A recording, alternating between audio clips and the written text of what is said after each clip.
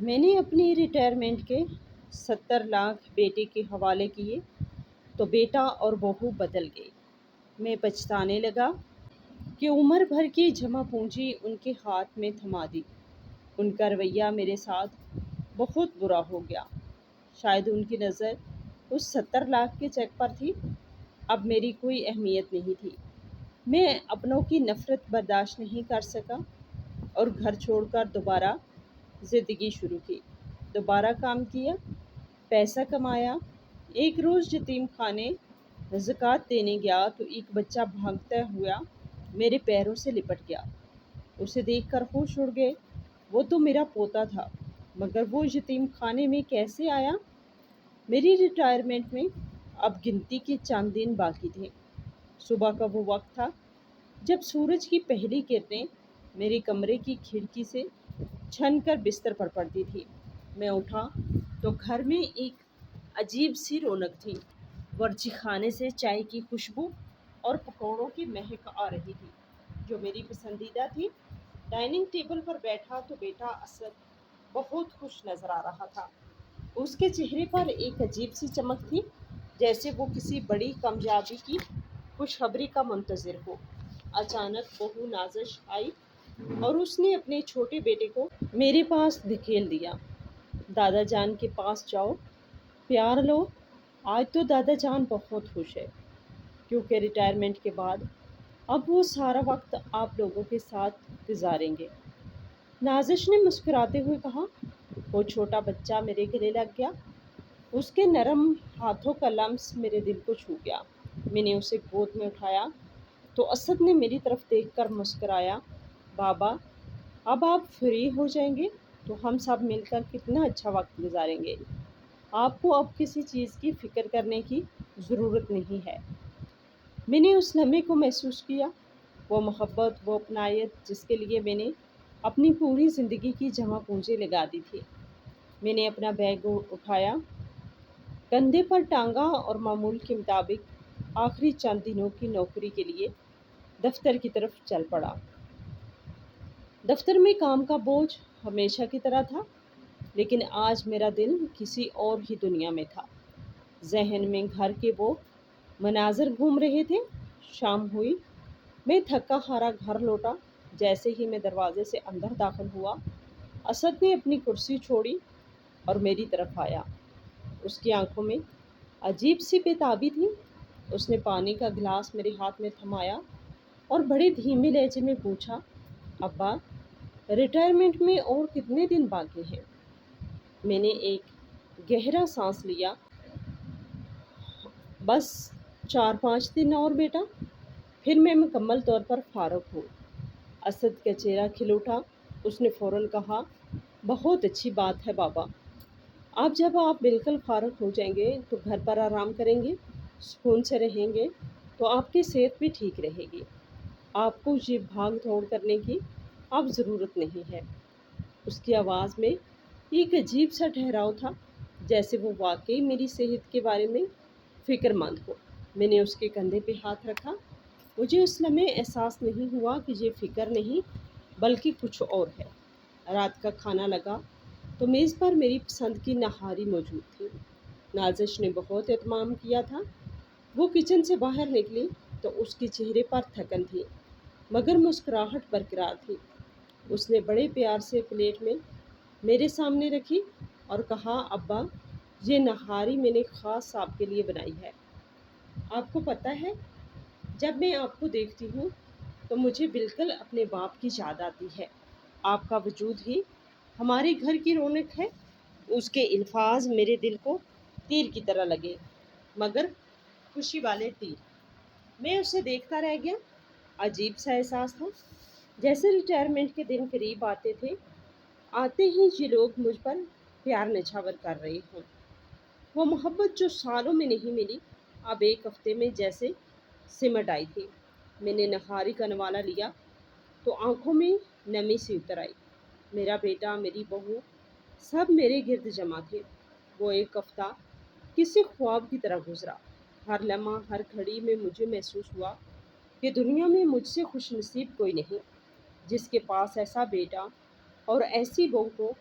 پھر وہ دن آ گیا جب ریٹائرمنٹ کا آخری دن تھا۔ دفتر میں تقریب تھی۔ باس نے تقریر کی، ساتھیوں نے الوداعی پارٹی دی۔ مجھے جب وہ 70 لاکھ کا چیک دیا گیا تو میرے ہاتھ کانپ رہا تھا۔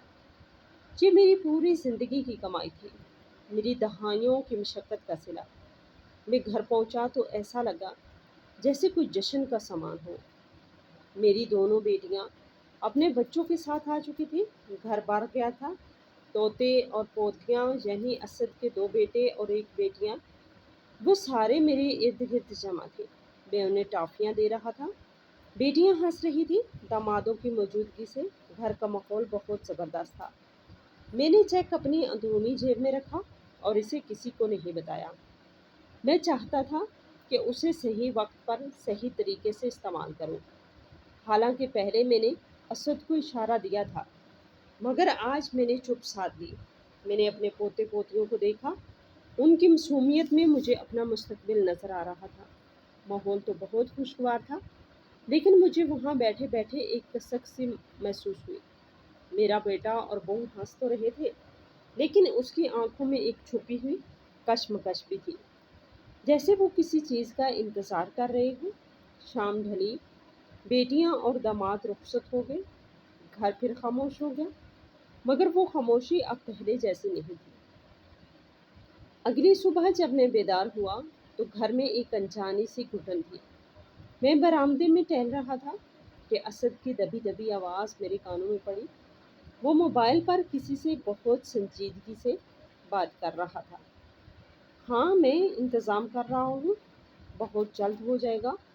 تم فکر کیوں کرتے ہو؟ بس تم نے مجھے اپنا پارٹنر ہر حال میں بنانا ہے۔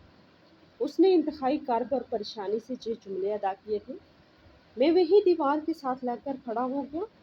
میرا دل زور زور سے دھڑکنے لگا۔ وہ کس انتظام کی بات کر رہا ہے؟ اور یہ پارٹنر بننے کا کیا معاملہ تھا؟ میرے ذہن میں ہزاروں وسوسے پیدا ہوئے۔ کچھ دیر بعد میں کچن کی طرف گیا تو نازش وہاں کھڑی تھی۔ اس کے چہرے پر تھکن کے آثار تھے اور اس کا موڈ بھی کچھ عجیب سا محسوس ہو رہا تھا۔ میں نے اسے ناشتے کا کہا تو اس نے ایک ٹھنڈی سانس بھر کر جواب دیا، میری طبیعت ٹھیک نہیں ہے، ابھی بستر سے اٹھی ہوں تو بس بنا رہی ہوں۔ اس کا لہجہ بھی پہلے جیسا گرم جوش نہیں تھا۔ میں چپ چاپ واپس آ گیا اور سوچنے لگا کہ کل رات تک جو لوگ مجھ پر جان چھڑک رہے تھے، انہیں اچانک کیا ہو گیا؟ ناشتے کی میز پر ماحول بہت بوجھل تھا۔ اسد بار بار اپنی پلیٹ کو چھیڑ رہا تھا اور اس کی نظریں مجھ پر نہیں ٹک رہی تھی۔ اچانک اس نے بات کا آغاز کیا، ابا، میرا کام بالکل ٹھیک نہیں چل رہا۔ پچھلے تمام منصوبے کامیاب ہو چکے ہیں اور مجھے آپ سے ایک بہت ضروری بات کرنی ہے۔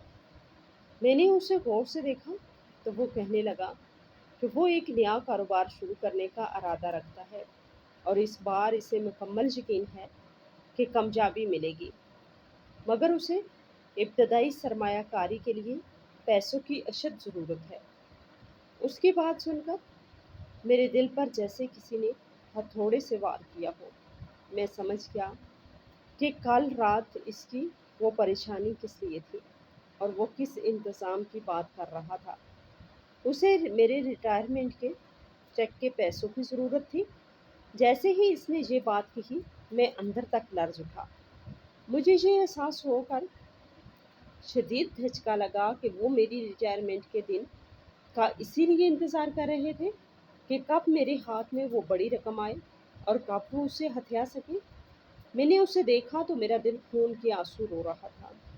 مجھے اس بات کا دکھ نہیں تھا کہ وہ پیسے مانگ رہا ہے، بلکہ مجھے یہ دکھ تھا کہ وہ کل تک میرے ساتھ جو پیار دکھا رہے تھے، وہ سب ایک ڈرامہ تھا۔ انہوں نے مجھ سے پیار نہیں کیا تھا، بلکہ میری جیب میں موجود اس 70 لاکھ کے چیک سے محبت کی تھی۔ میں میز پر بیٹھا تھا اور خود کو ایک مجرم کی طرح محسوس کرنے لگا۔ مجھے لگا کہ وہ دل ہی دل میں یہ سوچ رہے ہوں گے کہ یہ بوڑھا اب ریٹائر ہو چکا ہے مگر اپنی دولت پر سانپ بن کر بیٹھا ہے۔ اس خیال نے مجھے شدید شرمندگی میں مبتلا کر دیا تھا کہ میرا بیٹا مجھے کیا سمجھتا ہوگا۔ میں ایک شرمندہ بزرگ کی طرح سر جھکائے بیٹھا تھا۔ اسد اور نازش کی نظریں مجھ پر جمی تھیں اور ان کی آنکھوں میں ایک ایسی پیاس تھی جو صرف دولت سے بجھ سکتی تھی۔ میں اٹھا اور لڑکھڑاتے قدموں سے اپنے کمرے میں چلا گیا۔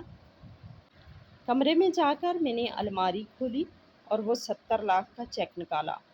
اسے دیکھتے ہی میری آنکھوں سے 2 قطرے آنسوؤں کے گر گئے۔ میں نے بڑی امیدوں سے یہ رقم اپنے بڑھاپے کے سہارے کے لیے رکھی تھی تاکہ مجھے کسی کے سامنے ہاتھ نہ پھیلانا پڑے، مگر آج وہی رقم میرے بیٹے کے لالچ کی بھینٹ چڑھ رہی تھی۔ میں نے گہرا سانس لیا اور سوچا کہ شاید یہی میرے باپ ہونے کا فرض ہے کہ میں اپنی اولاد کی خوشیوں کے لیے خود کو مٹا دوں۔ میں نے خود پر ایک مصنوعی مسکراہٹ سجائی اور باہر آ گیا۔ میں نے اسد کے سامنے چیک رکھا تو اس کی آنکھوں میں ایک ایسی چمک آئی جو اس کے پورے وجود میں پھیل گئی۔ اس نے بڑی بے تابی سے وہ چیک اٹھایا اور اپنے سینے سے لگا لیا۔ نازش کے چہرے پر بھی فاتحانہ مسکراہٹ آ گئی تھی۔ اسد نے خوشی خوشی وہ چیک قبول کر لیا جیسے اسے دنیا کی سب سے بڑی دولت مل گئی ہو۔ مجھے لگا کہ اب سب ٹھیک ہو جائے گا اور ان کی خوشی دیکھ کر میں نے اپنے تمام خدشات کو دفن کر دیا۔ میں نے سمجھا کہ اب یہ خوشیاں ہمیشہ رہیں گی کیونکہ میں نے ان کی بات پوری کر دی ہے، مگر میں یہ نہ جان سکا کہ میں نے اپنے ہاتھوں سے اپنی تباہی کا سامان تیار کر لیا ہے۔ میں نے انہیں صرف پیسے نہیں دیے تھے بلکہ اپنی عزت اور اپنے سکون کا سودا کر لیا تھا۔ اب وہ وقت پلٹنے والا تھا جس کا مجھے ذرا بھی اندازہ نہیں تھا۔ کچھ دن تو سب ٹھیک رہا، گویا انہوں نے میری دی ہوئی رقم کے نشے میں میرے ساتھ کچھ دن گزار لیے۔ مگر چوتھے دن صبح جب میری آنکھ کھلی تو کمرے میں سناٹا تھا۔ پہلے 2-3 دن تو نازش ناشتہ میرے کمرے میں ہی دے کر جاتی تھی کیونکہ میری طبیعت کچھ ناساز تھی، مگر آج کافی دیر ہو جانے کے بعد بھی کوئی نہیں آیا۔ میں بوجھل قدموں کے ساتھ باہر نکلا تو ڈائننگ ٹیبل پر سب ناشتہ کر کے اٹھ چکے تھے۔ میرا بیٹا کام پر جا چکا تھا اور بچے اسکول کے لیے نکل گئے تھے۔ نازش کچن میں برتن سمیٹ رہی تھی۔ میں نے اسے دیکھ کر دبی آواز میں ناشتے کا پوچھا تو اس نے تیزی سے مڑ کر میری طرف دیکھا اور گویا مجھ پر انگارے برسانے لگی۔ ایک تو آپ سارا دن پلنگ توڑتے رہتے ہیں اور اوپر سے صبح سویرے ناشتہ مانگنے آ گئے ہیں۔ اس وقت کہاں تھے جب سب ناشتہ کر رہے تھے؟ اب میرے پاس وقت نہیں ہے کہ آپ کے لیے الگ سے چولہا جلاؤں۔ اب آپ کو دوپہر کو ہی کھائیے گا۔ میں نے واشنگ مشین لگائی ہوئی ہے اور گھر کے کاموں سے فرصت نہیں ہے۔ اس نے ایک ہی سانس میں یہ سب کہا اور دوبارہ اپنے کام میں مگن ہو گئی۔ اس کی آواز کا وہ تلخ لہجہ میرے دل میں چبھ گیا۔ میں لڑکھڑا کر وہی کرسی پر بیٹھ گیا۔ میرا دل خراب ہونے لگا۔ میں نے سوچا کہ یہ کیا ہو رہا ہے؟ کیا اس پیسوں کے چیک نے میرے بیٹے اور بہو کی آنکھوں میں ایسی پٹی باندھ دی ہے کہ انہیں میری بھوک نظر نہیں آ رہی؟ میرے کمرے میں واپسی کا سفر جیسے میلوں لمبا ہو گیا تھا۔ لاشعور مجھے بار بار یہ کہہ رہا تھا کہ تم نے اپنی جمع پونجی دے کر بہت بڑی غلطی کی ہے، مگر میرا دل ابھی بھی اپنے بیٹے کے دفاع میں دلیلیں تراش رہا تھا۔ شاید یہ کام کا دباؤ ہو، شاید وہ سچ میں تھکی ہوئی ہو، اس لیے اس نے ایسا کہا ہوگا۔ میں نے خود کو پازیٹیو رکھنے کی پوری کوشش کی، مگر معاملات تھے کہ نیگیٹو ہوتے جا رہے تھے۔ 2 دن بعد کا منظر تھا۔ میں ناشتے پر خود ہی باہر آ گیا کیونکہ اگر میں نہ آتا تو مجھے دوپہر تک بھوکا رکھا جاتا تھا۔ اسد میز پر بیٹھا فون پر کسی سے جھگڑ رہا تھا۔ میں نے ہمت کر کے اس کے سامنے دوائیوں کی پرچی رکھی اور دبی آواز میں کہا کہ بیٹا یہ دوائیاں ختم ہو گئی ہیں، کچھ پیسوں کا انتظام کر دو۔ اس نے میری بات سن کر موبائل میز پہ دے مارا اور غصے سے بولا، ابا ابھی میرے پاس کوئی پیسے نہیں ہیں، آپ کو سمجھ نہیں آتی کہ کام میں کتنا نقصان ہو رہا ہے؟ میرے پاس نہ تو پیسے ہیں اور نہ ہی اتنا وقت ہے کہ آپ کی دوائیوں کے چکر کاٹتا پھروں۔ آپ اپنے معاملات خود دیکھا کریں۔ میں نے ناشتہ بھی پورا نہیں کیا اور غصے سے گھر سے باہر نکل گیا۔ میں میز پر بیٹھا اس کے جانے کا منہ تکتا رہ گیا۔ پیچھے سے نازش کی آواز آئی، ناراض کر دیا نا آپ نے انہیں؟ ہر وقت آپ ایسا ہی کرتے ہیں، یہ بوڑھے لوگ ہوتے ہی ایسے ہیں، ہر کسی کی زندگی میں زہر گھولتے ہیں، کسی کو سکون سے رہنے نہیں دیتے۔ اس کے الفاظ میرے کانوں میں سیسا بن کر پگھل رہے تھے۔ کچھ دن بعد میرا ایک پرانا دوست مجھ سے ملنے گھر آیا۔ وہ میرے ساتھ برسوں سے کام کر چکا تھا۔ میں نے اسے مہمان خانے میں بٹھایا اور نازش کو آواز دی کہ چائے لے آؤ، پرانے ساتھی آئے ہیں۔ وہ کچن سے نکلی تو اس کے چہرے پر ناگواری تھی۔ اس نے میرے دوست کی طرف دیکھے بغیر اونچی آواز میں کہا، اپنے دوستوں کو باہر ہوٹل پہ لے جایا کریں، میرے پاس فضول کا وقت نہیں ہے کہ میں آپ کے مہمانوں کے لیے چائے بناتی پھروں۔ میں کوئی آپ کی ملازمہ نہیں ہوں جو سارا دن آپ کے دوستوں کی خاطر مدارت کروں۔ میرے دوست کے سامنے میری بڑی تذلیل ہوئی۔ میں پانی پانی ہو گیا۔ میں نے اسے اٹھنے کا اشارہ کیا اور کہا کہ چلو باہر ہوٹل پر چلتے ہیں، مگر وہ میرے حال کو دیکھ کر بولا، نہیں یار، کوئی بات نہیں، چاہے کوئی ضروری تو نہیں ہے، میں تو بس تجھ سے ملنے آیا تھا۔ خیر ہے۔ وہ چلا گیا، مگر اس کی نظروں میں موجود ہمدردی میرے لیے کسی تمانچے سے کم نہیں ہے۔ اسی دوران زندگی اور بھی تلخ ہوتی گئی۔ ایک دن میں نے اپنے چھوٹے پوتے کو پیار سے گود میں اٹھانے کی کوشش کی تو نازش جھپٹ کر آئی اور میرے ہاتھوں سے اسے چھین لیا۔ اس نے چیخ کر کہا، آپ کی طبیعت ٹھیک نہیں رہتی، آپ کو کھانسی کا دورہ پڑتا ہے، میرے بچے کو مت اٹھایا کریں، آپ کے جراثیم اسے بیمار کر دیں گے۔ اس کے بعد اس نے وہ جملہ کہا جس نے میری رہی سہی ہمت بھی توڑ دی، کل رات آپ اتنا کھانسے کہ میرا بیٹا سو نہیں پایا۔ آپ کو اتنی عقل تو ہونی چاہیے کہ معصوم بچوں سے دور رہیں۔ میں نے پاس بیٹھے اسد کی طرف دیکھا کہ شاید وہ اپنی بیوی کو ٹوکے، مگر وہ اپنے موبائل میں مگن رہا اور بغیر سر اٹھائے بولا، نازش ٹھیک کہہ رہی ہے ابا، آپ کی وجہ سے بچے بہت ڈسٹرب رہتے ہیں، بس آپ اپنے کمرے تک ہی محدود رہا کریں۔ اب آپ کی عمر ایسی نہیں کہ ہر جگہ گھومتے پھریں۔ اس لمحے مجھے محسوس ہوا کہ اس گھر میں اب میرے لیے کوئی جگہ نہیں بچی۔ میں نے اپنی ساری عزت، اپنا سارا وجود اور اپنی زندگی کی کمائی اس گھر پر قربان کر دی تھی۔ بدلے میں مجھے تذلیل اور تنہائی ملی۔ اس دن میں نے فیصلہ کر لیا کہ اب بہت ہو گیا، اب مجھے یہاں سے نکل جانا چاہیے۔ وہ صبح میرے لیے کسی قیامت کی صبح سے کم نہ تھی۔ رات بھر کروٹیں بدلتے ہوئے میں نے فیصلہ کر لیا تھا کہ اب اس گھر میں میرا اب کوئی ٹھکانہ نہیں رہا۔ میری موجودگی میرے بیٹے اور بہو کے لیے زہر بن چکی ہے۔ صبح کی پہلی کرن کمرے میں داخل ہوئی تو میں بستر سے اٹھا۔ میری کمر میں درد تھا اور دل میں ایک ایسی خلش جو کسی دوائی سے ٹھیک نہیں ہو سکتی تھی۔ میں نے اپنا پرانا بیگ الماری سے نکالا اور اپنے چند ضروری کپڑے اس میں ڈالنے لگا۔ ہر چیز کو چھوتے ہوئے مجھے اپنی بیوی کی یاد آ رہی تھی جو اب اس دنیا میں نہیں تھی۔ اس کی رکھی ہوئی چیزیں مجھے اپنی طرف کھینچ رہی تھی۔ میں نے الماریاں کھولیں، اس کے دوپٹے کو چوما اور اسے واپس وہیں رکھ دیا۔ مجھے ایسا محسوس ہو رہا تھا جیسے میں اپنے ہاتھوں سے اپنی زندگی کی آخری نشانیوں کو الوداع کہہ رہا ہوں۔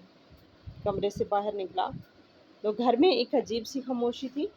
मैंने सोचा कि घर से निकलने से पहले अपने पोते पोतियों को एक बार जी भर के देखूं। मैं सहन में आया। वो बच्चे खिलौनों से खेल रहे थे। मैं इनके पास गया तो नाजिश की नज़र मुझ पर पड़ी। उसके माथे पे बाल पड़ गए। वो तेज़ी से मेरे पास आई और बच्चों को वहाँ से हटाकर कहने लगी, आपको कितनी बार कहा है कि जहाँ ना आया करें। सुबह सुबह फिर आपके जरासीम बच्चों को लग जाएंगे। मैंने एक गहरी सांस ली और लरजती हुई आवाज़ में कहा, मैं बस आज आखिरी बार इन्हें मिलने आया हूँ। अब मैं दोबारा तुम्हें तंग नहीं करूँगा। मैं जा रहा हूँ हमेशा के लिए। वो मेरी बात सुनकर हंसी, एक तंजिया और करख्त हंसी। वो बोली, कह तो ऐसे रहे हैं जैसे आपका वक्त आ गया है और आप जा रहे हैं। जाएं, किसने आपको रोका है? आपको लगता है कि आपके बगैर ये घर अधूरा रह जाएगा? उसने मेरी बेबसी का मजाक उड़ाया और वहाँ से चली गई। मैं वापस अपने कमरे में आया और थोड़ी देर बैठकर घर का जायज़ा लेने लगा। मैंने छत पर जाकर देखा, वो छत जहाँ कभी हमने अपनी ज़िंदगी के बेहतरीन लम्हात गुजारे थे। मैंने सहन में रखी वो कुर्सी देखी जिस पर बैठकर मैं अखबार पढ़ा करता था। हर चीज़ मुझे पुकार रही थी। हर दीवार में मेरा पसीना शामिल था। मेरी आंखों से आंसुओं की झड़ी लग गई थी। मुझे प्यास लगी तो मैंने सोचा कि घर से निकलने से पहले एक गिलास पानी पी लूँ। शायद ज़िंदगी में दोबारा इस घर का पानी नसीब ना हो। मैं किचन की तरफ गया। नाजिश वहाँ मौजूद थी। मैंने कांपते हुए कहा, बेटी, मुझे प्यास लगी है, क्या एक गिलास पानी मिल सकता है? मुझे बहुत दूर पैदल चलकर जाना है, शायद कहीं ठिकाना मिल जाए। उसने एक गिलास उठाया और बाहर नलके के नीचे लगा दिया। उसने मुझे फ्रिज का ठंडा पानी देने के बजाय नलके का गर्म पानी देकर मेरे हाथ में थमा दिया और मुंह बनाकर बोली कि फ्रिज का पानी इतना फालतू नहीं है कि आपके लिए ज़ाया करो। नलके का पानी पिए, ये आपके लिए काफ़ी है। मेरे हाथ से गिलास लर्जने लगा। मैंने वो पानी वहीं सिंक के पास रख दिया। एक कतरा नहीं पिया। मैंने उसे देखा और बगैर कुछ कहे अपने कमरे में आ गया। इस लम्हे मुझे एहसास हुआ कि अब मेरी इस घर में हैसियत एक गैर और बोझ से ज़्यादा कुछ नहीं है। दोपहर का वक्त हुआ तो घर में सन्नाटा छा गया। असद काम पर जा चुका था, बच्चे स्कूल में थे और नाजिश अपने कमरे में सो रही थी। ये मेरे लिए घर से निकलने का बेहतरीन मौका था। मैंने अपना बैग उठाया और आखिरी बार अपने कमरे को देखा। दरवाजे की कुंडी लगाई तो मुझे लगा जैसे मैं अपनी ही कब्र पर मट्टी डाल रहा हूँ। मैंने घर के गेट को एक बार मुड़कर देखा, इस दहलीज को जहाँ मैंने कितने ख्वाब देखे थे। मेरा दिल कर रहा था कि दीवारों से लपट कर रो, मगर अब वक्त निकल चुका था। मैं सड़क पर आ गया जहाँ धूप की तपश मेरे चेहरे को झुलसा रही थी। मैं कई दिन और कई रातें सड़कों पर भटकता रहा। मेरे पास पैसे बहुत महदूद थे। मैंने शहर के एक दूर दराज इलाके में एक बहुत ही छोटा सा अपार्टमेंट किराए पर लिया। वो कमरा नहीं था, बस चारदीवारियाँ थीं जिनकी छत भी टपकती थी। मेरी ज़िंदगी का नया और बदतरीन दौर शुरू हो चुका था। मैं अपनी खुराक काट कर बचत करता ताकि अपनी दवाइयाँ खरीद सकूं। कई बार मैं भूखा सोता, मगर मेरे दिल में अपने बेटे के लिए नफ़रत की बजाय सिर्फ दुख था। मैंने हिम्मत नहीं हारी। मैंने कपड़ों की एक छोटी सी गठड़ी ली और उसे बाज़ार में बेचने का काम शुरू किया। मैं सुबह सवेरे निकलता और शाम गए तक थक कर चूर हो जाता।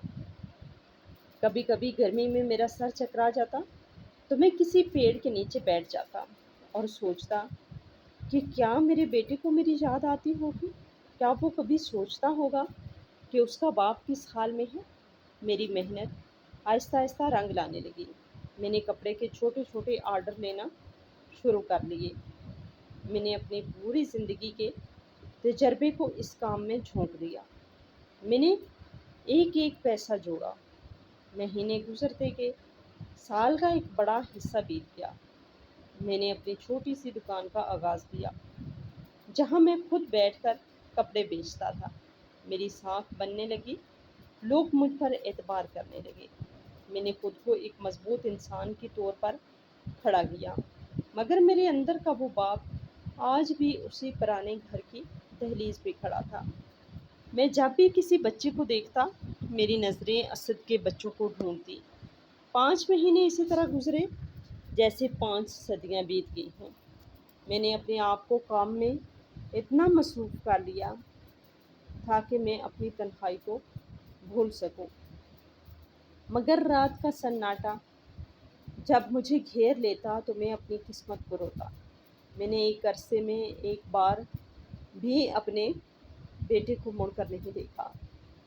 میں نے اپنی انا کو مار کر اپنا آپ بنایا، مگر میرے دل کا زخم آج بھی تازہ تھا۔ اب میں اس مقام پر پہنچ چکا تھا جہاں میں یتیم خانے میں عطیات دینے کا سوچ رہا تھا۔ اگلے دن میں نے یتیم خانے جانے کا پلان بنایا۔ میں نے بہت سارے کھلونے اور دوسری کھانے پینے کی چیزیں بھی لے کر گیا تھا۔ میں جب وہاں پر گیا تو یتیم خانے میں بہت سے بچے تھے جو صحن میں ادھر ادھر کھیل رہے تھے۔ میں نے انہیں دیکھا تو مجھے اپنے پوتے یاد آئے اور میری آنکھوں میں نمی آ گئی، اور مجھے اپنا بیٹا بھی یاد آیا کہ اس نے ایک بار بھی مجھے نہیں ڈھونڈا، کہ آخر اس کا باپ کہاں گیا۔ میں صحن میں کھڑا ابھی کچھ بچوں کو کھانے پینے کی چیزیں دے ہی رہا تھا کہ ایک بچہ دوڑتا ہوا آیا اور میرے پیروں سے لپٹ گیا۔ جب میں نے نیچے دیکھا تو اس کا چہرہ دیکھ کر میری آنکھوں سے زاروں قطار آنسو بہنے لگے، کیونکہ وہ کوئی اور نہیں بلکہ میرا چھوٹا پوتا تھا۔ میں نے اس بچے کو اپنی گود میں اٹھایا لیا۔ میرا دماغ پھٹ رہا تھا، مجھے کچھ سمجھ نہیں آ رہا تھا کہ یہ کیا ہو رہا ہے، آخر یہ یہاں تک کیسے پہنچ گیا۔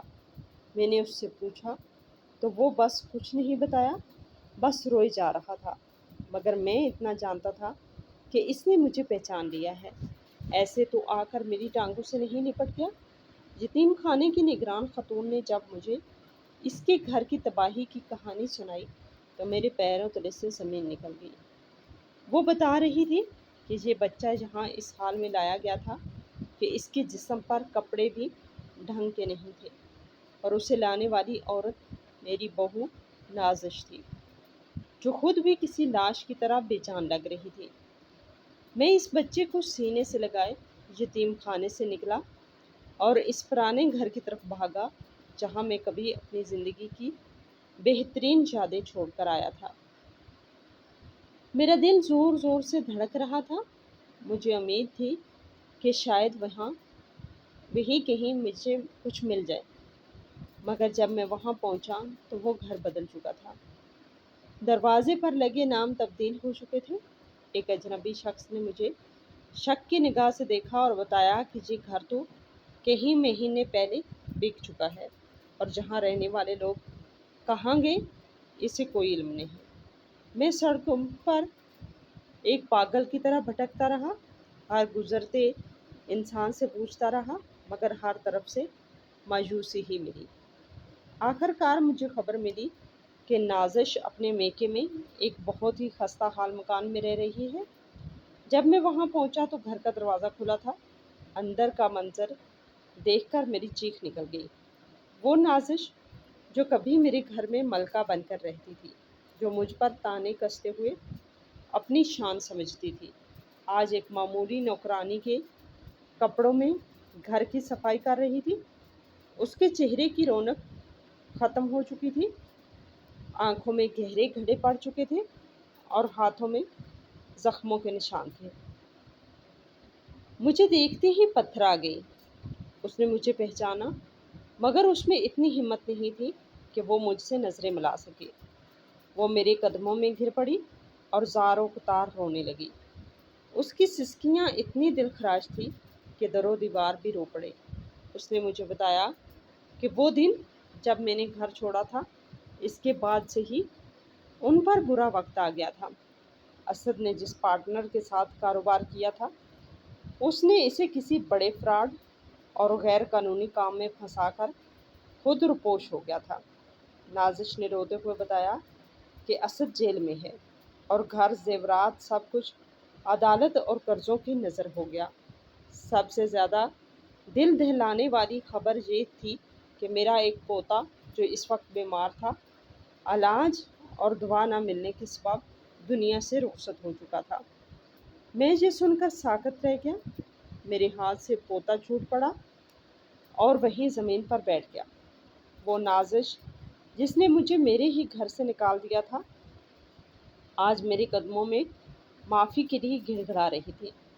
اس نے کہا کہ میں نے بڑوں کی عزت نہیں کی، میں نے آپ کو گھر سے نکالا، آج میں اسی کی سزا پا رہی ہوں۔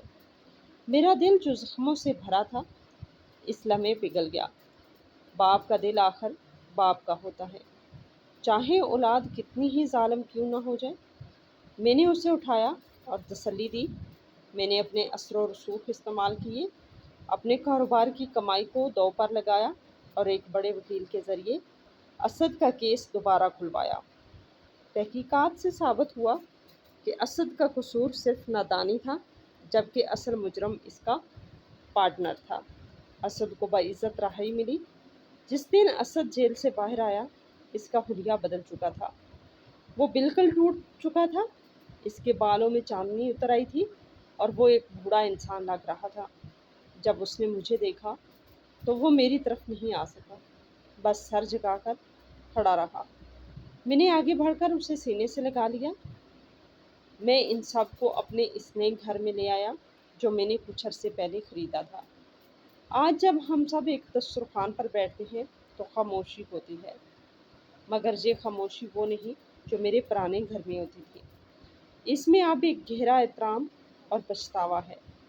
اسد اور نازش مجھ سے نظریں ملاتے ہوئے بھی شرماتے ہیں۔ وہ میری ہر بات کو سر آنکھوں پر بٹھاتے ہیں۔ اس تجربے نے ہمیں زندگی کا وہ سبق سکھایا جو بڑی بڑی کتابیں بھی نہیں سکھا سکتی۔ میرا پوتا جو اب میرے ساتھ رہتا ہے، وہ میری کھانسی سن کر اب مجھ سے دور نہیں بھاگتا، بلکہ میرے سر پر اپنا چھوٹا سا ہاتھ رکھ کر کہتا ہے، دادا جان، آپ آرام کریں، میں ہوں نا آپ کے پاس۔ یہ الفاظ سن کر میری زندگی کی تمام تلخیاں مٹ جاتی ہیں۔ یہ کہانی دولت کی نہیں، یہ کہانی ہے رشتے کے تقدس کی، جسے ہم نے اپنی انا اور لالچ کی بھینٹ چڑھا دیا تھا۔ آج میں بوڑھا ہوں، لیکن اس گھر میں مجھے سکون ہے، کیونکہ میں نے اپنی اولاد کو اپنی غلطیوں اور ان کی غلطیوں کے ساتھ اللہ کے فضل سے پھر سے جوڑ لیا ہے۔ اب میری زندگی کا سفر اختتام کی طرف ہے، مگر مجھے خوشی ہے کہ میرا انجام تنہائی میں نہیں بلکہ اپنے پیاروں کے درمیان ہے۔ مزید اس طرح کی سبق آموز کہانیاں سننے کے لیے ہماری ویڈیو کو لائک کریں، شیئر کریں اور ہمارے چینل کو بھی ضرور سبسکرائب کریں۔ شکریہ۔